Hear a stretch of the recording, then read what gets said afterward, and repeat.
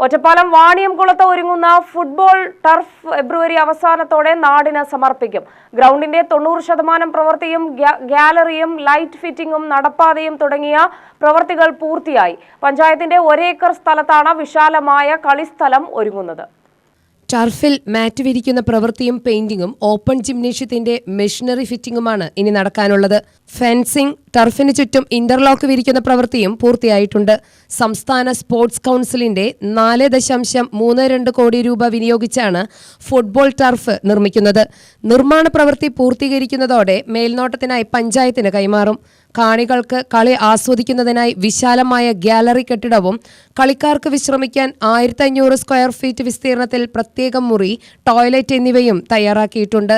Vaniyamkulam panchayat president K ശ്രീജയുടെ നേതൃത്വത്തിലുള്ള ഉദ്യോഗസ്ഥ സംഘം ടർഫിലെത്തി നിർമ്മാണ പ്രവൃത്തി വിലയിരുത്തി. ഫെബ്രുവരിയിൽ ടർഫ് നാടിന് സമർപ്പിക്കുമെന്ന് panchayat president K Sreeja, vice president K Krishnakumar എന്നിവർ പറഞ്ഞു. സംസ്ഥാന ഗവൺമെന്റിന്റെ ഫണ്ട് ഉപയോഗിച്ചിട്ടാണ് ഈ പ്രവൃത്തി നമ്മൾ ചെയ്യുന്നത്. ഫെബ്രുവരി അവസാനത്തോടു കൂടി നമ്മൾ ഈ ടർഫ് പൊതുജനങ്ങൾക്ക് തുറന്നു കൊടുക്കും. ഈ ടർഫ് ഇവിടെ വന്നു കഴിഞ്ഞാൽ നമ്മുടെ വാണിയംകുളത്തിന്റെ മുഖച്ഛായ തന്നെ മാറുന്ന ഒരു പദ്ധതിയായിട്ടാണ് ഇത് മാറ്റാൻ കഴിയുന്നത്.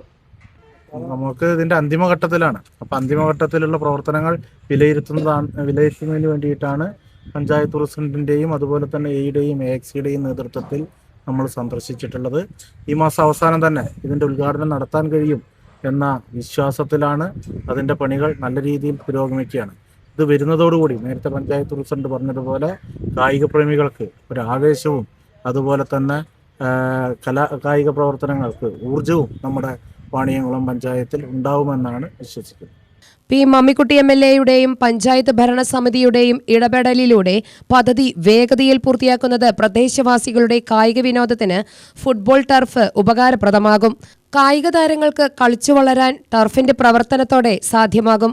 Panchayat president K Sreeja, vice president K Krishnakumar, സ്ഥിരം സമിതി അധ്യക്ഷന്മാരായ NM Abdul Salam, M Lakshmi, A സംഗീത, പഞ്ചായത്ത് അംഗങ്ങളായ A Dileep, M Vijeesh, sports Kerala foundation executive engineer BL Aswathy, assistant executive engineer KS Shameer, KP Sudheer, P Sudheesh എന്നിവരുടെ നേതൃത്വത്തിലുള്ള സംഘമാണ് ടർഫ് സന്ദർശിച്ചത്.